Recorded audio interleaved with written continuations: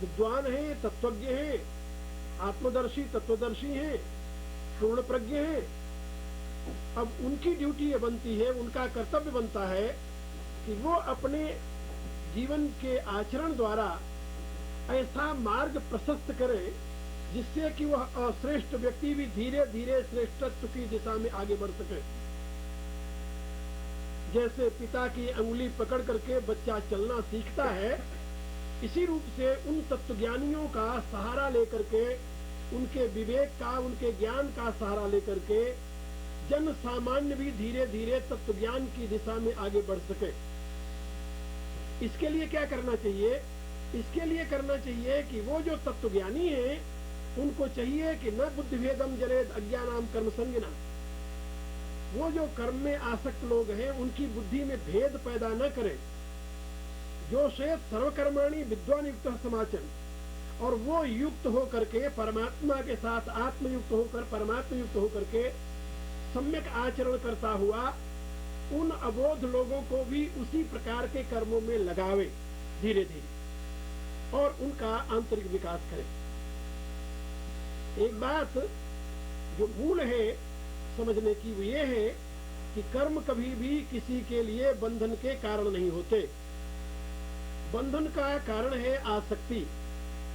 कर्म तो प्रकृति और उसके द्वारा उत्पन्न हुए गुणों से ही सारे हो रहे हैं। विश्व में जितने कर्म हैं, जो कुछ क्रियाएं हो रही हैं, ये सब प्रकृति और उसके गुणों के द्वारा हो रही हैं। इसमें चेतन करता नहीं है, लेकिन जब चेतन अपने आप को आकार में आबद्ध कर लेता है, शरीर के साथ तादात्म्य कर लेता है, तो विमोहित होने के नाते, मूढ़ होने के नाते वह अपने आप को कर्ता मानने लगता है। प्रकृति क्रियमाणानि गुणे कर्माणि सर्वस्व अहंकार विमूढ़ात्मा कर्ता अहम इति मन्यते। कल मैंने यहाँ तक की व्याख्या आप लोगों को समझा दी है। अब आगे भगवान कहते हैं तत्ववित्तु महाबाहो गुण कर्म विभागयो हो गुणा गुणे सुवर्तन्त इति मत्वा न सज्जते। अज्ञानी जो है वह तो अपने अहम को आकार के साथ आबद्ध कर देने से अहंकार युक्त होकर के विमोहित हो जाता है, और उस मोह के नाते प्रकृति के द्वारा होने वाले कर्मों को अपना कर्म मान लेता है, और प्रकृति के कर्तृत्व को अपना कर्तृत्व मान करके कर्ता अहमिति मन्यते, अपने को कर्ता मान करके उसमें आसक्त हो जाता है, बंध जाता है।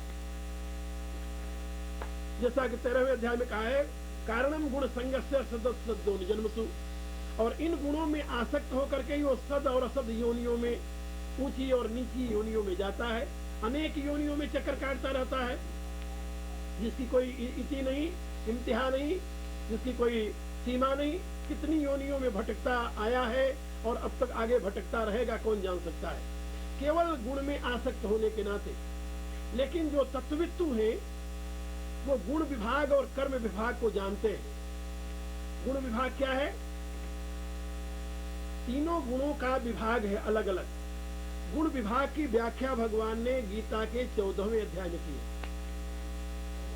गुण विभाग किसे कहते हैं, इसकी व्याख्या भगवान ने गीता के 14वें अध्याय में की है। पूरा 14वां अध्याय जो है वो गुण विभाग योग ही है, सारा का सारा। उसमें भगवान ने यह समझाया है कि जो सतोगुण में स्थित हैं उनकी कैसी वृत्ति है, जो तमोगुण में स्थित है उनकी कैसी वृत्ति है, जो रजोगुण में स्थित है उनकी कैसी वृत्ति है। इन तीनों गुणों में जो स्थित लोग हैं उनकी वृत्तियां कैसी हैं, एक बात। और दूसरी बात भगवान ने जो समझाई है वो ये बताई है कि गुणों का ये अपना धर्म है। सतोगुण का ये धर्म है, रजोगुण का ये धर्म है, तमोगुण का ये धर्म है। ये गुणों के धर्म है, व्यक्ति का धर्म नहीं है। व्यक्ति का धर्म तो सच्चिदानंद है। चेतन का धर्म क्या है? सच्चित आनंद, ये चेतन का धर्म है। धर्म माने property, be aware about it. Dharma means property. What is the property of your real self? According to Upanishad सत्यम ज्ञानम अनंतम ब्रह्म। Your real self is only truth, knowledge and infinity. This is the nature of your real self. But when your real self become identified with your mind stuff and it accept mind stuff's quality as its own quality, then it become one with that. When your mind stuff acts according to tamoguna, your real self accepts, yeah, I am tamoguni, I am tamasika, and I am dull, I am ignorant, I am sleepy, I am lazy. And he accepted every quality of tamogunas as his own quality. When your mind stuff become full with rajoguna, at that time your real self accepts, I am greedy, I am lusty, I am angry, and I am desirous, because all qualities are of rajoguna. All these qualities are not your own quality. This is the quality of gunas, not your own quality. But when your real self become one with satoguna, then he accepts them. Oh, I am very learned person, I am very good person, I am doing very good work. So such kind of proud appear in your mind, okay? And you become proudful in this way. So there is separation, there is gap between you and quality. Nature and spirit, both are totally separate. सत्वपुरुषयोः अत्यंत असंकरणयोः प्रत्याविशेष भोगः परार्थत्वात् स्वारस्यमात् पुरुष ज्ञान. In yoga philosophy, and Maharishi Patanjali stated that sattva purushayo, mind stuff and your real self, both are totally separate. There are no any relation between each other. Both have separate quality, separate existence, and separate their nature, separate property. But when your real self become identified with mind stuff and accepts that mind stuff is his own real self, then he become too attached with that and he suffers due to that. Pratyavishesha bhoga. When he realizes always and quality of nature as his own quality, and he enjoys with that, and he suffers due to this. So this is main ideology in Bhagavad Gita. Lord Krishna stated, Tattvavidtu Mahabaho Guna Karma Vibhagsa. Those who are realized person, they are aware, fully aware about Guna Vibhaga and Karma Vibhaga, and quality of nature and root of activity. These two things. Quality of nature and root cause of activity. Okay? There are two things in your life. You have some quality and you are active. You are acting according to that. So must be aware about two. What is the property of nature and what is the real property of yourself? This one. And what is the root cause of action? Whatever you are doing, why you are doing. Try to search its root cause. When you will search its root cause, you will find that you are not, your real self is not cause of all actions. Only nature is the cause of all. As you become hungry, and that hunger inspire you to cook something and put in your stomach. And hunger is the effect of these material part of your body. Hunger is not in your subtle body. Be aware about it. Hunger is not in your causal body. Hunger is part of your gross body. When you sleep, deep sleep, you can't feel hunger. You can't feel hunger in that state. When you are dreaming, at that state too, there is no hunger. And sometimes you are hungry and you fell in sleep and you are dreaming, oh, I am eating very beautiful things in that state. But when you will awake, at that whatever you ate in that sleeping stage, in dreaming stage, that can't satisfy you. Okay, you will feel hunger again. So hunger is the property of your gross body, but you are not gross body. Be aware. This is the nature of nature. It is not your nature. In the same way, desire, that is not your nature. Lust is not your nature. Okay? And any kinds of temptation is not your nature. Greed is not your nature. Anger is not your nature. This is nature of quality. And these qualities are related with nature. So in other words, all these are nature of nature. Natures of nature. Then you will think in this way. Then you will be away from all. So Lord Krishna studies Tattva Vittu Mahavaham Guna Karma Vibhagayo. Guna Gunesu Vartanta iti matva na sajjate.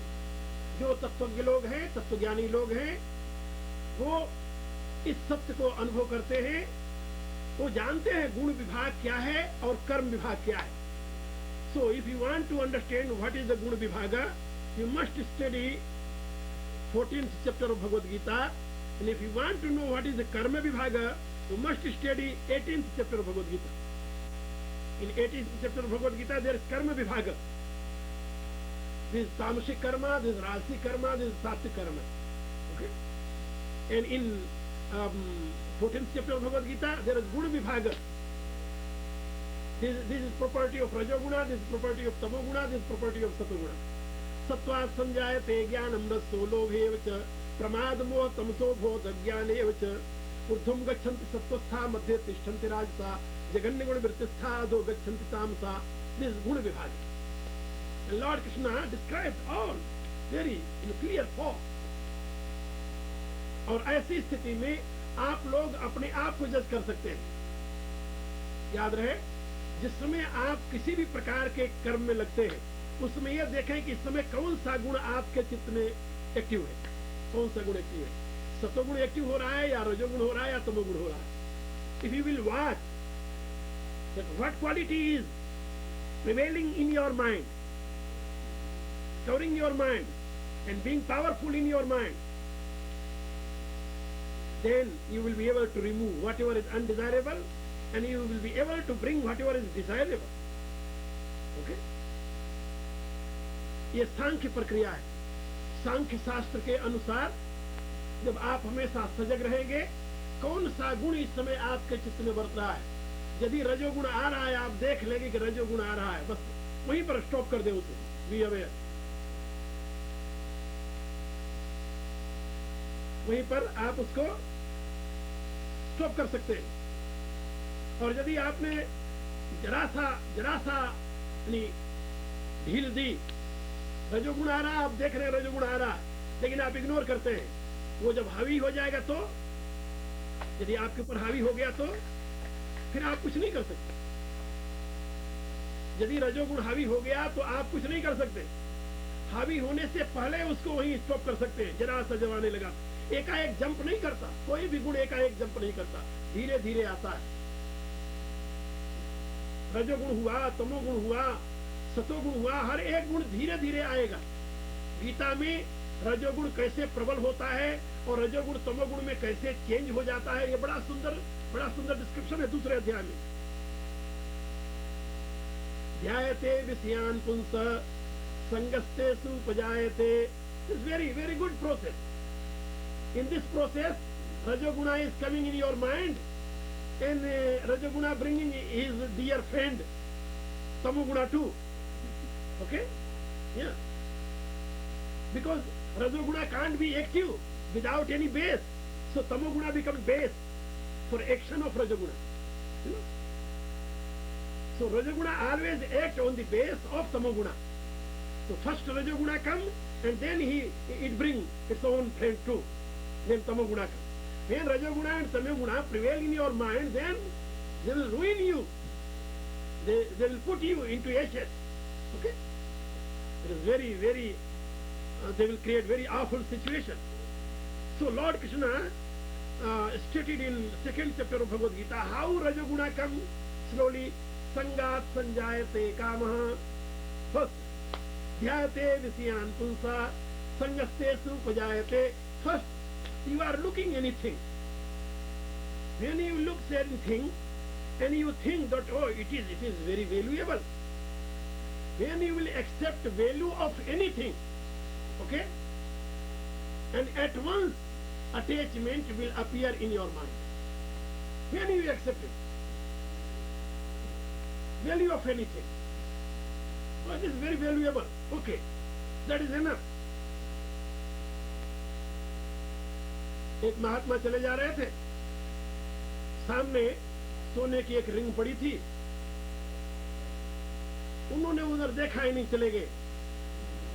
दूसरे महात्मा जा रहे थे उनके पीछे, उन्होंने देखा कि ये सोने की रिंग पड़ी हुई है, ऐसा न हो कि मेरे पीछे आने वाले महात्मा का मन लोभी हो जाए।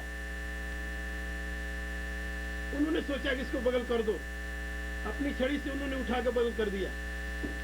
तीसरा महात्मा जो पीछे से आ रहा था, उसने देखा कि ये सोने की रिंग पड़ी हुई है, और एक चला गया, इसकी तरफ ध्यान नहीं दिया, और दूसरे ने उठा कर इधर कर दिया। अरे उन दोनों भले आदमियों को ये नहीं सूझा कि चलो हम तो महात्मा, हमें तो नहीं चाहिए, लेकिन बहुत से गरीब आदमी हैं, ये उठा कर ले चलो, उनको दे दो। उसने उठा लिया अपने हाथ में कि किसी गरीब को दे दूंगा, हमें नहीं चाहिए, किसी गरीब को तो चाहिए।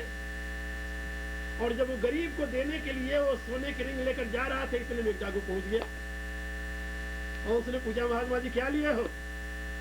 वो दोनों जो आगे आगे थे उन्होंने कहा कुछ नहीं। वो पीछे वाला जो था उसके दिमाग में आया कि वो मेरे पास तो सोने की ये रिंग है, और ये तो मैं किसी गरीब को देने के लिए लिया था, लेकिन अब ये डाकू छीन लेगा। और उसको थोड़ा सा छिपाने लगा। वो पूछता क्यों महात्मा जी क्या लिया, कुछ लिया है तुम्हारे पास?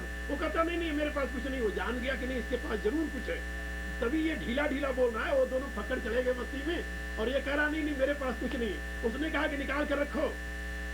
इतना कहते उसने एक लापड़ लगाया, एक लगाया तो उसने निकाल कर कहा कि अभी तो मैं दूसरे के लिए सोचा था, किसी गरीब को देने के लिए, तब इस पर एक डंडे पड़े हैं, और यदि इसको अपने लिए सोचता फिर क्या गति होती फिर वो वही उठा के फेंक देता है। तो जिस समय आपने किसी वस्तु की वैल्यू स्वीकार की, वहीं आप अटैच हुए। इसलिए तत्ववेत्ता जो है वो किसी वस्तु की वैल्यू नहीं देखता, वो कहता है ये प्रकृति का कार्य है, प्रकृति में चल रहा है, ठीक है, मेरी दृष्टि से इसकी कोई वैल्यू नहीं होगी। वैल्यू किसकी दृष्टि से? हम लोगों की दृष्टि से जिसके लिए उपयोगी है, ये मेरे लिए उपयोगी नहीं, इसलिए मेरे लिए कोई वैल्यू नहीं है। जिसका पेट भरा हुआ है, चाहे वो बाजरे के ठोकरे से भर जाए। बाजरे का ठोकरा जानते हो ना? राजस्थान में हम जब कभी भिक्षा मांगते थे तो राजस्थान में कभी जाते थे, जब नारायण हरि करते थे तो बाजरे की रोटियां मिलती थी, तो वो ऐसे नहीं चबाई जाती थी। तो किसी नलके पर जाकर के उसमें पानी लेते थे अपने उस खप्पर में, और उस पानी में उस बाजरे की रोटी को डालते थे, जब भीग जाती थी तब उसे पीते थे, खाते थे। तो सिखाई नहीं जाती थी तो हाँ, तो सूखी हुई होती बिल्कुल। तो जब वो बाजरे की रोटी उस प्रकार के खा करके पेट भरा हुआ हो यहाँ तक, और उसके बाद में कोई ले आवे कहे कि ये बहुत सुंदर तस्मई बनी है, क्या करोगे आप? आप यही कहोगे नहीं होगी सुंदर, लेकिन मेरे यहाँ अंदर जगह नहीं है।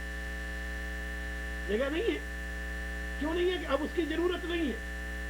और यदि भूख लगी हो तो, यदि महान भूख लगी हो तो, एक ऋषि चले जा रहे थे, बहुत भूख लगी उनको, बहुत, और भूख से तड़प रहे थे, जब वो देखा अगल बगल एक चांडाल का घर था, वहां चले गए, और कुछ नहीं था, वहां मांस का टुकड़ा पड़ा हुआ था, उसको उठा लिया, उठा करके उन्होंने पेट में डाल दिया। उस चांडाल ने कहा अरे ऋषि जी ये क्या कर रहे हो, ये तो मांस का टुकड़ा है। उन्होंने कहा जी हमें जानता हूं। अरे कहा है मेरा जूठा है। वो कहता है मेरा जूठा है। उन्होंने कहा भी मैं जानता हूं। जब वो टुकड़ा खाकर चले, वो कहता अच्छा आप पानी तो पीते जाओ। उन्होंने कहा कि नहीं, मैं तुम्हारा जूठा पानी नहीं पी सकता। वो कहता कि अजीब से आदमी हो तो मेरा जूठा मांस का टुकड़ा पेट में डाल सकते हो, पानी नहीं पी सकते? बोले नहीं। खड़े हो गए वहीं पर। उन्होंने कहा कि देखो, यदि ये मांस का टुकड़ा इस समय मैं अपने पेट में न डालता तो इसमें मेरा प्राण जा रहा था, खत्म हो जाता। लेकिन अब इसको डालने से अब मेरे शरीर में ताकत इतनी हो गई है कि मैं कुछ दूर तक जा करके पानी की तलाश कर सकता हूं, पानी की तलाश कर सकता हूं। इसलिए तुम्हारे जूठे पानी से मुझे कोई जरूरत नहीं है। प्राण रक्षा के लिए हमने ये डाला है और इसके बदले में हम तपस्या कर इसे भस्म कर देंगे, लेकिन स्वाद के लिए या और किसी काम के लिए हमें इसकी जरूरत नहीं है। महात्मा जी चले गए। बाद में उनका बहुत बड़ा उपनिषदों में बड़ी महिमा है। ऐसे ऋषि की आगे जाकर के वो शास्त्रार्थ करते हैं ऋषियों की सभा में, और वहां पर वो तत्व विज्ञान का उपदेश देते हैं। छांदोग्य उपनिषद में उनकी कथा। तो मैं आप लोगों को ये बता रहा था कि जो वस्तु किसी भी दृष्टि से हम देखते हैं जीवन के लिए मूल्यवान कौन सी है, लेकिन जो जीवन की पूर्ति में हमारे सहयोगी नहीं है, उसको लेकर क्या करना है, उसकी क्या उपयोगिता हमारे लिए। तो तत्ववित्तु महाबाहो गुण कर्म विभाग है। तत्ववेत्ता जो है वो गुण विभाग और कर्म विभाग को अच्छी प्रकार से जानते हैं। इसलिए गुणा गुणेषु वर्तन्ते, गुण विभाग के अनुसार गुण गुण में वर्तते हैं, उनका नाम कर्म है। कर्म किसे कहते हैं? जब गुण गुण में वर्तने लगते हैं तो उसका नाम कर्म होता है, कर्म और कुछ नहीं। प्रकृति क्रियमाणानि गुणे कर्माणि सर्वत्र। और यही बात 13वें अध्याय में भगवान ने कही। 13वें अध्याय में भी यही बात बताई है कि जब प्रकृति के गुण अपने कार्यों में बरतने लगते हैं तो उसको कर्म कहते हैं, कर्म और कुछ नहीं। जैसे मैंने आपको कल भी बताया था कि आंख रूप को देखती है, कर्म है। तो यहां पर गुण गुण में बरत रहा है। सृष्टि में जितनी क्रिया चल रही, जितनी गति चल रही, सब गुण गुण में बरत रहे हैं। तो तत्ववेत्ता गुण विभाग और कर्म विभाग को जानता है। जानने के नाते वह गुण गुण में बरत रहे हैं ऐसा समझता हुआ न सज्जते, उसमें आसक्त नहीं होता। लेकिन जो अबोध है वो असावधान रहता है, और उस असावधानी में धीरे धीरे गुण हावी होने लगते हैं। पहले किसी वस्तु को देखा, उसकी वैल्यू स्वीकार कर ली, उसमें अब वैल्यू स्वीकार करते उसमें आसक्ति हो गई। ध्यायते विषयान पुंस, अब उसका वो चिंतन करता रहा धीरे धीरे, कितनी वैल्यूएबल थिंग वस्तु होगी। ध्यायते विषयान पुंस संगस्य शुभ जाते, अब उस चिंतन से ही आसक्ति हो गई उसमें। अब उसके पाने के लिए कोशिश करने लगा वो। संगा संजायते काम, अब कामना, आसक्ति होते ही कामना जागृत हो गई कि उसको पाना चाहिए, कैसे पाऊं अब उसे। संगा संजायते काम, अब उसके लिए एफर्ट करने लगा। और यदि उसके एफर्ट में कोई बीच में आ गया, कोई व्यवधान आ गया, तो संगा संजायते कामात् क्रोधो विजायते, वहां पर वो क्रोध का शिकार बन जाता है। और क्रोध जब आया, क्रोधात् भवति सम्मोह, फिर उसकी बुद्धि मोहित हो जाती है। और सम्मोहात् स्मृति विभ्रम, फिर उसकी स्मृति स्मरण शक्ति नष्ट हो जाती है। स्मृति भ्रंशात् बुद्धिनाशो, स्मरण शक्ति नष्ट हुई, वहीं पर उसकी बुद्धि का नाश हो गया। और बुद्धि का नाश हुआ, बुद्धिनाशात् प्रणश्यत्, बुद्धि का नाश हुआ, व्यक्ति का नाश हो गया। कि बुद्धि का विकास ही व्यक्ति का विकास है, और बुद्धि का नाश ही व्यक्ति का नाश है। ये बात याद रखो, क्योंकि आत्मा का न नाश होता है न विकास होता है। आत्मा उत्थान और पतन से रहित है। हम जब कहते हैं उसका पतन हो गया, किसका पतन होता है? उसके आत्मा का। आत्मा तो अति व्याप्नोति इति आत्मा, वो तो ऊपर नीचे आगे पीछे सर्वत्र है। वो तो कोई पदार्थ इस ढंग का है नहीं जिसको ग्रॉस रूप में तुम देख सको। इसलिए उसका न पतन होता है न उत्थान होता है। फिर उत्थान पतन किसका है? बुद्धि का। बुद्धि जब गिर गई तो उसका पतन हो गया, बुद्धि जब उठ गई तो उसका उत्थान हो गया। बुद्धि तमोगुण से आच्छादित हो गई तो उसका पतन हो गया। यदि बुद्धि शुद्ध सात्विक होकर के प्रकाशित हो गई तो उसका उत्थान हो गया। तो उत्थान पतन बुद्धि का है। इसलिए बुद्धि नाशात् प्रणश्यति, बुद्धि के नाश से व्यक्तित्व का नाश हो जाता है, व्यक्ति का नाश हो जाता है। ये दूसरे अध्याय में भगवान ने समझाया कि रजोगुण जब आया पहले, तो रजोगुण ने तमोगुण को साथ लिया। ये बुद्धि भ्रम होना ये तमोगुण का कार्य है। संगा संजायते काम, ये रजोगुण का कार्य है। कामात् क्रोधो विजायते, क्रोध जो है रजोगुण तमोगुण के मिश्रण का परिणाम है। कामे से क्रोधे से रजोगुण समुद्भव, गीता किसी अध्याय में भगवान ने कहा। काम और क्रोध ये दोनों रजोगुण से उत्पन्न होते हैं। लेकिन काम और क्रोध रजोगुण किस अंश से उत्पन्न होते हैं? रजोगुण का वह अंश जो तमोगुण के साथ लगता है। ये बात याद रखना। तीनों गुणों की स्थिति इस ढंग से, सतोगुण, रजोगुण और तमोगुण। तमोगुण ग्रोथ है, रजोगुण सटल है, और सतोगुण काजल है। तो रजोगुण का दो अंश होता है, एक तो वो जो तमोगुण के साथ लगता है, एक वो जो सतोगुण के साथ लगता है। तो जो सतोगुण के साथ लगने वाला रजोगुण का यानी अंश है, उससे अभिलाषा का जागरण होता है, उससे जिज्ञासा का जागरण। कामना वहां भी होती है, कामना वहां भी होती है, वहां नहीं होती ऐसी बात नहीं। वहां जिज्ञासा का जागरण होगा, अभिलाषा का जागरण होगा, वहां लोक हित की कामना का जागरण होगा, वहां ईश्वर प्राप्ति की कामना का जागरण होगा, कामना वहां भी होगा। और उसी अवस्था में वहां क्रोध नहीं होता, वहां तेज होगा, उसको तेज कहते हैं। तेज जिसके लिए गीता के 18वें अध्याय में भगवान ने कहा है, जब एक वीर पुरुष युद्ध में लड़ता है तो वहां क्रोध नहीं आता, कि क्रोध हो तो उसकी बुद्धि भ्रष्ट हो जाए, क्रोध से तो सम्मोहित होता है, क्रोधाद बहुत सम्मोह, और उस समय युद्ध में तो उसको कुशलता के साथ युद्ध करना पड़ता है, हर एक प्रकार के स्किल का प्रयोग करना पड़ता है, इसलिए वहां क्रोधी नहीं हो, क्या है वो तेज युक्त है। इसलिए तेजो धृति क्षमा, शौर्य धृति क्षमा तेजो, ये क्षत्रिय के गुण बताए गए। तो क्षत्रिय उस अवस्था में जहाँ सतोगुण नजदीक है और रजोगुण वहां तक पहुंच चुका है। वैश्य उस अवस्था में जहाँ तमोगुण नजदीक है और रजोगुण है। क्षत्रिय और वैश्य में इतनी अंतर है, एक तमोगुण के साथ लगा हुआ है और दूसरा सतोगुण के साथ लगा हुआ है। रजोगुण में दोनों वर्त रहे, एक तमोगुण के साथ लगा हुआ है निचले हिस्से से, दूसरा सतोगुण के साथ लगा हुआ ऊंचे हिस्से से। इसलिए वो छात्र धर्म में स्थित है, वो वैश्य धर्म में। वहाँ व्यवसाय की वृत्ति चल रही है, वहाँ सूरता, वीरता और समर्पण की वृत्ति चल रही है। और जो तमोगुण में घोर बैठा हुआ है वहाँ शूद्रत्व है, और जो शुद्ध सतोगुण में प्रतिष्ठित है वहाँ ब्राह्मणत्व है। ये चार वर्ण जो बनाए गए थे, ये गुण कर्म विभाग था। चातुर्वर्ण व्यासृष्टम गुण कर्म विभाग था। ये गुण विभाग और कर्म विभाग के अनुसार ये चार वर्ण बनाए गए थे, सतोगुण, रजोगुण, रजोगुण, तमोगुण। तो तमोगुण निम्न है, जिसमें रजोगुण का प्रकाश पड़ रहा है और वो शूद्रत्व की स्थिति है चित्त की। दूसरा वो रजोगुण है जो प्रतिष्ठित रजोगुण में है, लेकिन उसका लगाव तमोगुण के साथ मिला हुआ है, ये वैश्य की स्थिति है, उसमें थोड़ा सा सतोगुण का प्रकाश आ रहा है। और तीसरा जो रजोगुण का ऊपर वाला हिस्सा है, जो सतोगुण से मिलता है, उसके साथ वाला सतोगुण का पूरा प्रभाव पड़ रहा है उस पर, वो क्षत्रिय। और जो विशुद्ध सतोगुण में पहुंच गया है वो ब्राह्मण। ये चार गुण कर्म विभाग से चारों वर्णों की व्यवस्था थी, गुण और कर्मानुसार। इसीलिए ये विधान था कि आप अपने जीवन को कैसे तमोगुण से उठाते हुए ऊपर ले जाएं और सतोगुण में प्रतिष्ठित कर दें। ये विकास की व्यवस्था भारतीय जीवन विज्ञान में थी, लेकिन अब तो सारी बातें समाप्त हो रही धीरे धीरे। वहाँ सब जगह खिचड़ी मिक्सचर चल रहा है, संकरता किसी और कुछ नहीं मिलेगा आपको, लेकिन ये वृत्ति थी पहले और इसी के अनुसार इसका विभाजन था। गुण कर्म, गुण और कर्म के अनुसार गुण कर्म विभाग से ऐसा इसकी व्यवस्था।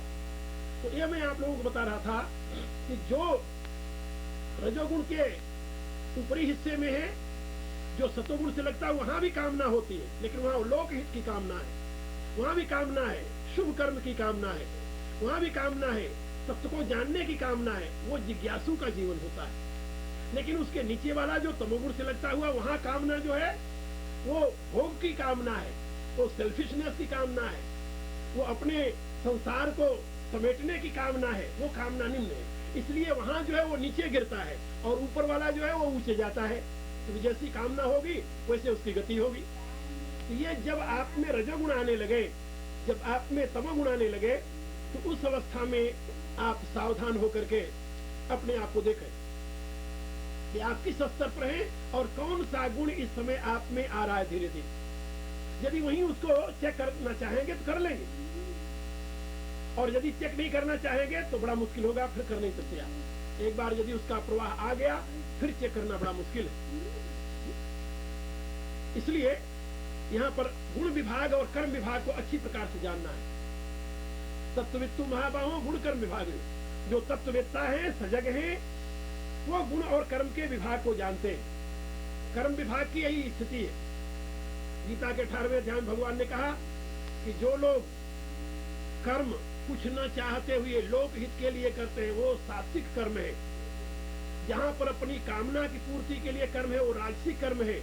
और जहाँ पर प्रमादी दीर्घ सूत्री जो दीर्घ सूत्रता है, प्रमाद है, ये काम करना कर लेंगे, आज नहीं हुआ कल हो जाएगा, इसको दीर्घ सूत्रता करते हैं।